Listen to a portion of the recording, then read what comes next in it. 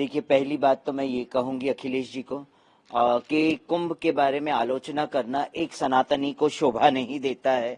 और कुंभ के बारे में आलोचना क्या करेंगे करके, आप समाज को क्या दर्शाना चाहते हैं? आप एक पढ़े लिखे वेल एजुकेटेड फैमिली से आते हैं, आप स्वयं एक वेल एजुकेटेड पर्सन है। उसके बाद और आप एक कहते हैं ना सनातन धर्म, आपका पूरा परिवार सनातनी है, हिंदू है, मगर सिर्फ दिखाने के लिए हिंदू हैं आप, सिर्फ दिखाने के लिए सनातनी है। हृदय से सनातनी इंसान को होना चाहिए था, हृदय से हिंदू होना चाहिए, खाली दिखाने से नहीं होता है। आप प्रयाग छोड़ के हरिद्वार की ओर चले गए डुबकी लगाने के लिए, तो आप समाज को क्या दर्शाना चाहते हैं कि आप या तो प्रयाग नहीं आना चाहते हैं, कभी आप विवाद करते हैं राम जन्मभूमि के ऊपर कि हम वहां नहीं जाएंगे, कभी आप कोर्ट का कमेंट करते हैं प्रयागराज के ऊपर कि हम प्रयागराज नहीं जाएंगे, तो आप गंगा जी में जाके डुबकी लगा रहे हैं, तो आप समाज को क्या दर्शाना चाहते हैं?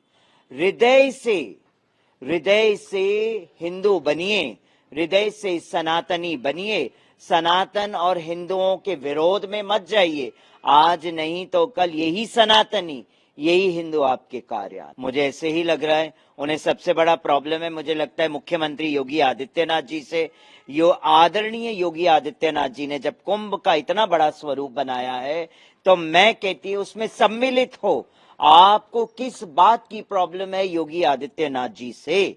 वो जब सरकार योगी आदित्यनाथ जी सबके लिए इतना हित की बात करते, हित का कार्य करते हैं, समाज को एकजुट की बात करते कि कुंभ में आइए, सब एकजुट होइए और एक छत के नीचे आके हमें पूरे विश्व में सनातन का परचम लहराना है, अगर वो बात करते तो कौन सा गलत बात करते हैं। मैं आपके इसी चैनल के माध्यम से अखिलेश यादव को ये कहना चाहती हूं, आओ हृदय से सनातनी बनो, दिखावा मत करो दुनिया में कि हम सनातनी हैं। देखिए, लगातार खुद किन्नर समाज हमारे पास आ रहा है और वो जुड़ना चाहता है, चाहे वो पटना से हैं, झारखंड से हैं और भोपाल छत्तीसगढ़ से भी आए हैं किन्नर, और उन्होंने अपने मन की बात बताई कि हम स्वयं आपके साथ जुड़ना चाहते हैं और आप हमें पट्टाभिषेक करें। तो हमने भी अपने अर्धनारेश्वर धाम के अंतर्गत, वैष्णव किन्नर अखाड़े के अंतर्गत, हमने उनको महामंडलेश्वर के पद पे बिठाया है और उन्हें आगे के कार्यों के लिए सुशोभित कर दिया है। और साथ ही हमने, आपको बताऊं, साथ ही हम सब ने मिलके संगम के तट पे साथ में अमृत स्नान किया है, लोगों को समझाने के लिए कि माँ गंगा, माँ यमुना की स्वच्छता की बात करें, माँ गंगा और यमुना की स्वच्छता की हम बात करें। हम जब गंगा जी में या आचमन करते हैं, जाके शुद्धि करते हैं अपने आप की, तो हम माँ गंगा और यमुना की शुद्धि की बात क्यों नहीं करते? हमको माँ और गंगा यमुना जी की शुद्धि की बात करनी चाहिए, स्वच्छता की बात करनी चाहिए।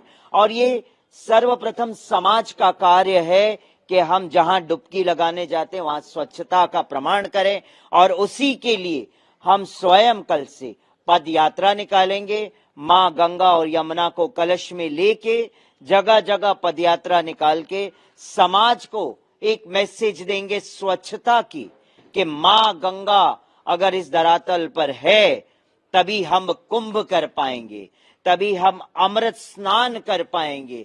अगर माँ गंगा यमुना सरस्वती इस धरातल पर नहीं रही और अशुद्ध कर दिया उसे, तो आप कुंभ क्या कर पाएंगे? आप स्नान कैसे कर पाएंगे? आप शुद्धता का प्रमाण कैसे दे पाएंगे? आप अपने पापों को कैसे धो पाएंगे?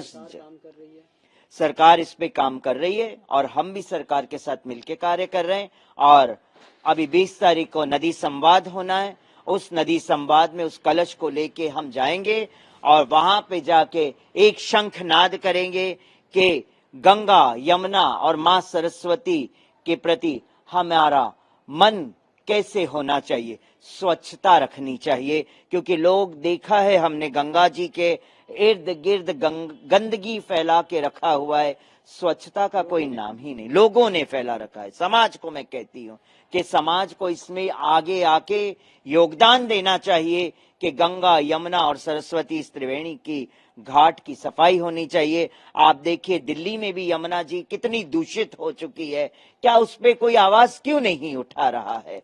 उस पे भी आवाज उठनी चाहिए। ये आम आदमी पार्टी की जिम्मेदारी है। आपकी बात सही है, आम आदमी पार्टी अपना क्या कार्य कर रही है हमें तो पता नहीं चल रहा है। जो आज भी यमुना इतनी दूषित क्यों है वहां के मुख्यमंत्री के होते हुए? अगर मुख्यमंत्री समाज कल्याण की बात करते हैं तो ये प्रदूषण कब दूर होगा? यमुना का प्रदूषण कब दूर होगा? यमुना में प्रदूषण हो रहा है तो लोगों के हेल्थ पे भी असर पड़ रहा है।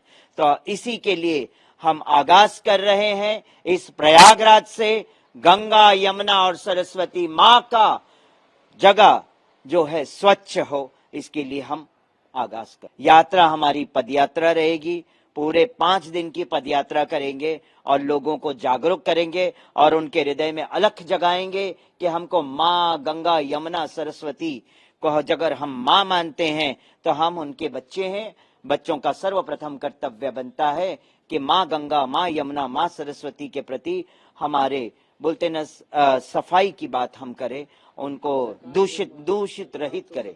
देखिए हम हर चीज सरकार के ऊपर नहीं थोप सकते हैं। हम ये नहीं कहते हैं कि सरकार कुछ गलत कर रही है, हम हर चीज सरकार के ऊपर नहीं होता है, कुछ कर्तव्य समाज का होता है। हम सबको मिलके ये करना चाहिए और स्वच्छता की ओर आगे बढ़ना चाहिए।